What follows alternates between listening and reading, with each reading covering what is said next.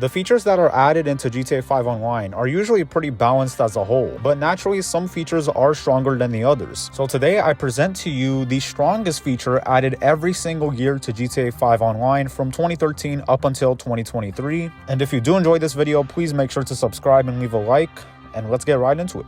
Starting off with 2013 was not a particularly strong year for GTA 5 Online. It had just come out and content remained pretty barren for the first year of GTA 5 Online. So I can really only nominate Rooftop Rumble being the strongest feature added because it kind of wins by default. Rooftop Rumble by far was the best mission to run for grinders back in the day because it was very quick and easy to do, very simple to follow along, not a very technical mission at all. The only downside really to Rooftop Rumble was the fact that you had to be, I think, level 50 or 75 to start it as a host. If you were not those levels, you had to join the lobby off of someone else, which didn't really do anything, but you couldn't predict whether they would sit outside the mission marker to get the most amount of money or not. So you kind of just had to be the first one to pick up the briefcase, so you determined when the mission ended to get the full benefit of Rooftop Rumble. So yeah, not a very strong feature or mission in terms of actual content, but back in the day, there wasn't a lot of content. This wins by default. There weren't a lot of features added, but Rooftop Rumble did remain a very popular and good mission for a pretty good amount of time until they reworked how missions worked. For 2014, we have the homing rocket launcher added as part of Festive Surprise. The homing rocket launcher allows you to instantly lock onto aircraft and moving vehicles and is still very popular and used today. However, most people know how to avoid it now, so it's kind of fallen out of favor in favor of the railgun. For 2015, we have the Hydra added as part of the Heists update. The Hydra was the jet that basically made dogfighting a mainstream occurrence in GTA 5 Online. Before the Hydra, you had to go to Fort Zancudo and steal a laser, which was kind of hard to do and most people would die while doing it. This allowed you to actually own the aircraft, and the Hydra had VTOL mode and was only $3 million. For the time, that was actually quite expensive, but now it's not that much. And as you can see in the background here, this also somewhat became a grinder's choice of vehicle because of how fast you could complete missions. Here I'm doing Rooftop Rumble. It took me about 2 minutes to do it. My mistake. It actually took around 3 minutes to do this mission, but still very good even for the time. Although it was pretty strong at the time, the Hydra today has fallen out of favor due to other strong competition, which will come up later on in the video. For 2016, we have Ghost Organization, added as part of Finance and Felony.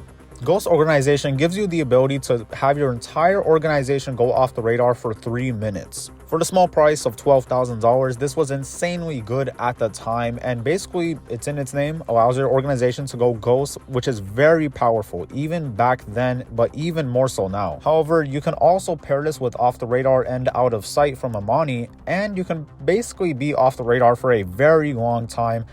Indefinitely if you use out of sight, but out of sight is only a certain radius. Ghost Org followed your organization everywhere. For 2016, I also had another runner-up, but I chose Ghost Org because it's simply way too strong and it is still highly utilized today. It's not outdated like the other ones on this list. Ghost Org overall is a decently balanced feature, but it has been privy to many glitches over the years, giving you infinite Ghost Org, but most of those have been patched as of the time of this recording. For 2017, we have the Orbital Cannon, added as part of the Doomsday Heist. Everyone knows about the Orbital Cannon. It basically allows you to instantly blow up anyone on the map who is not inside a property or in passive mode or under a bridge or some sort of obstruction for a price of $750,000 if you use the auto method, or $500,000 if you choose to manually target them yourselves. And yeah, this is just an insanely powerful feature. For the time, this kind of was a little bit crazy, even more so now. It has never been reworked at all. It's always remained this way for the same price. Actually, there was a time period, I think some Christmas, where they made it free. You could shoot one shot for free, which was absolutely stupid. That was absolutely insane. You couldn't go one lobby without getting blown up by a random dude. And overall, the Orbital Cannon is still kind of a bad feature. I still say to this day it's pretty bad. There is no counterplay you can do whatsoever. It doesn't make a noise to the victim. There's no way to know you're being targeted unless you see someone is in their facility, in which case the only counterplay you have really is to go under a bridge or something like that to kind of block the Orbital Cannon. But if you're in the middle of nowhere, then you're dead. For 2018, we have the Oppressor Mark II added as part of After Hours. The Mark II has haunted GTA 5 Online lobbies ever since its release, a little bit less so now because it did receive a nerf, I believe, in the 2023 summer event or update, and now it is pretty outdated, in my opinion at least. A lot of people still use it, but there is a ton of counterplay against the Mark II. You could up and atomizer them off, you could railgun them off. I mean, there's a lot you can do. But in its heyday, this was a very good vehicle used by pretty much anyone. It was used by grinders because it was very quick and maneuverable, so you could get anywhere around the map and park it anywhere. It was used by griefers to blow up cargo, being sold by grinders. And overall, as you just saw there, I just did a headhunter insanely fast, much faster than the Hydra, and this replaced the Hydra in terms of the grindability aspect. With the price increase now and the nerfs, I honestly think the Mark II is not worth it in today's time period, but some people may disagree. For 2019, we have the wheel added as part of the Diamond Casino update.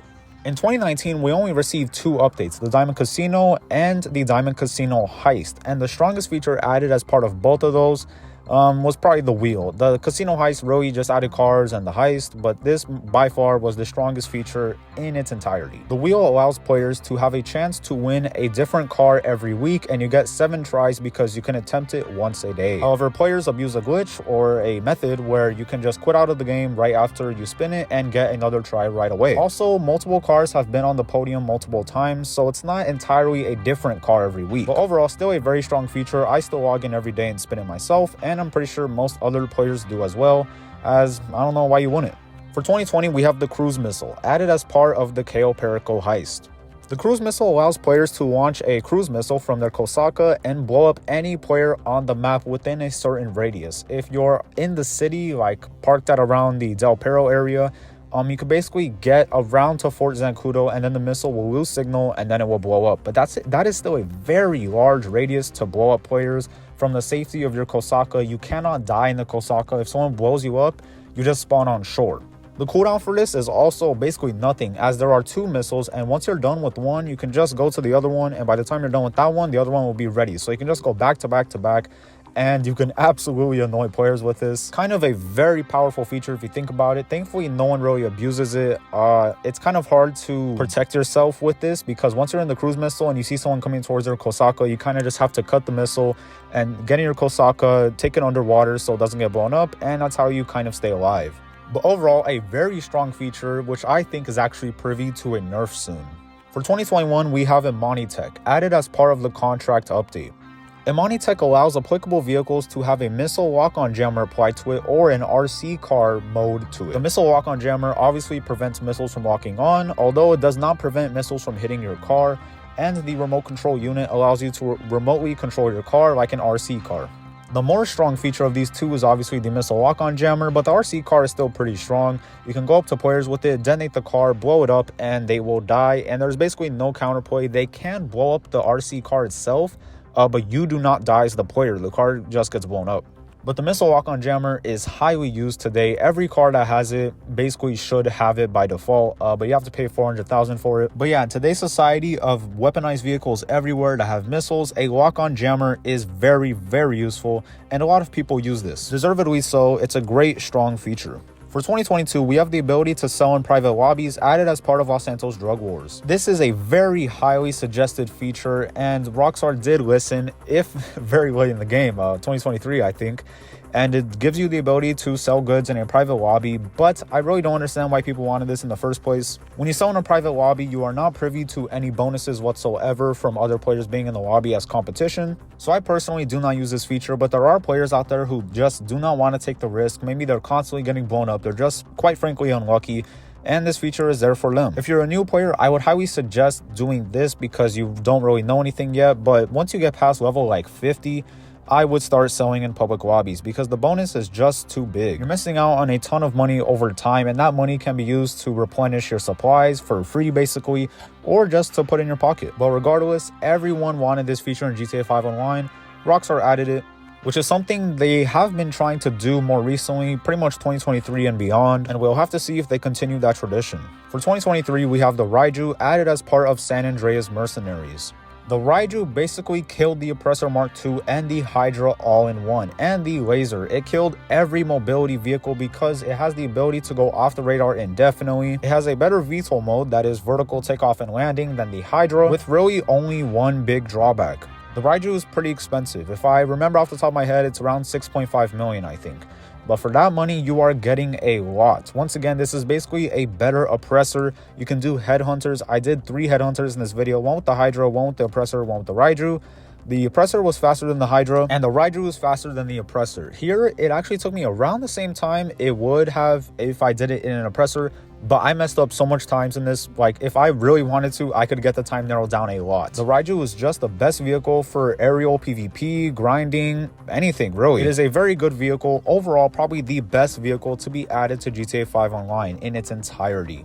For 2024, we have no feature yet, as we've only received 1 update and it didn't add very much. So here's hoping to some strong features to be added hopefully very soon.